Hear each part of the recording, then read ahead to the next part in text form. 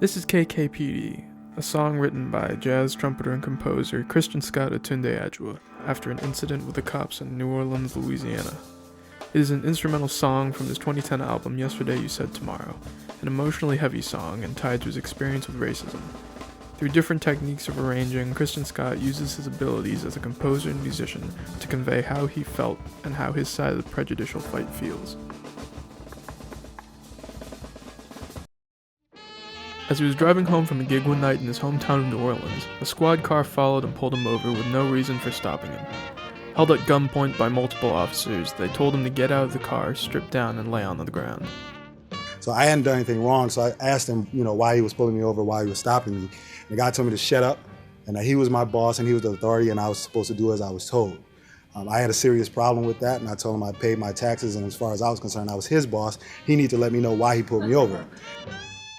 Later on, when a higher-ranking officer showed up, he knew something was wrong because nobody had radioed the precinct and there was a man held at gunpoint with multiple squad cars. The officer told Christian he was clear to leave, and when he got home, he wrote this song, K.K.P.D, which stands for Ku Klux Police Department.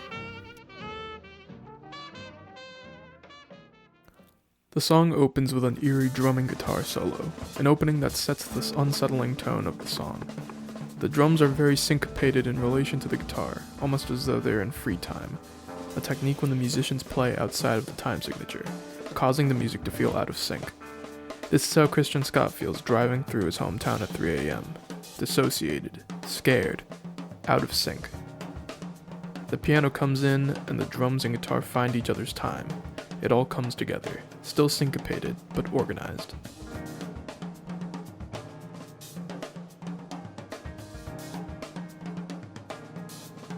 Then the trumpet comes in. His voice. With a muted trumpet, it echoes his inner cry for help, silenced by the authorities.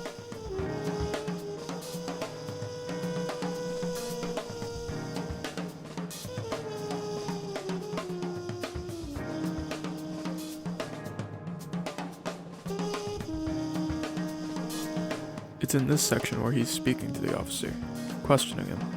His soft trumpet melodies are changing, but still begging a question while the piano returns with the same aggressive response, a musical form of anaphora.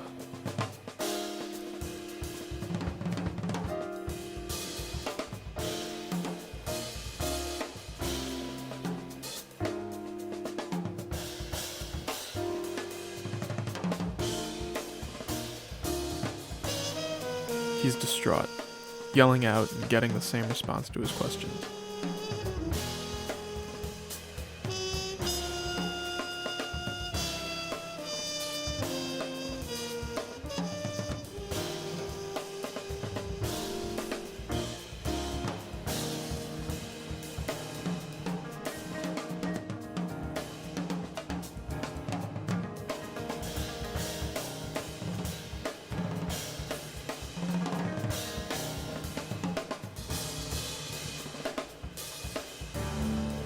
This is where it changes.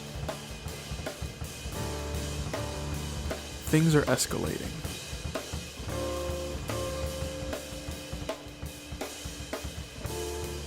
The bridge into the solo section introduces a new motif, a musical phrase or idea, changing the mood and direction of the song.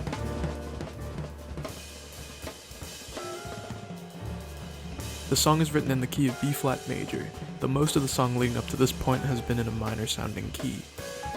As Christian describes, when he got home, he wanted to do terrible things, but knew there was a better way he could express his feelings. Everything started to change.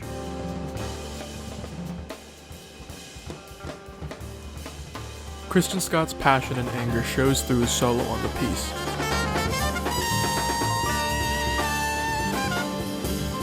Often repeating sporadic phrases of high notes and long runs.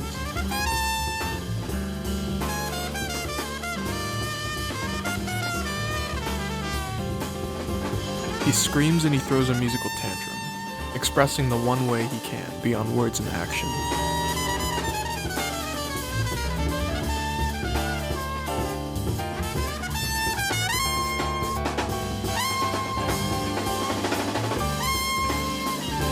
It is improvisation, but it is improvisation with passion and purpose behind it, informing it.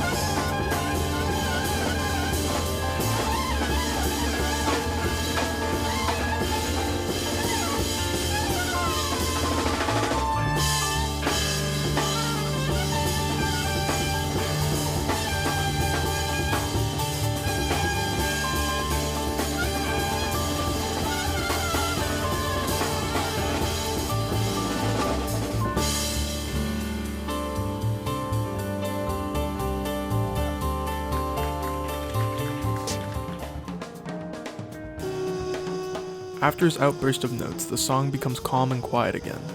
Within the narrative of the song, he has come to the conclusion of what has happened and what he can do from there.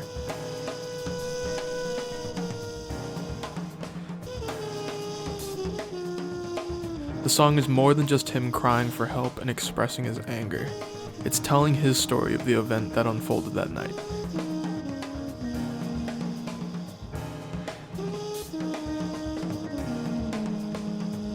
The emotional weight of the experience is carried throughout the song and stays with the listener once it is finished.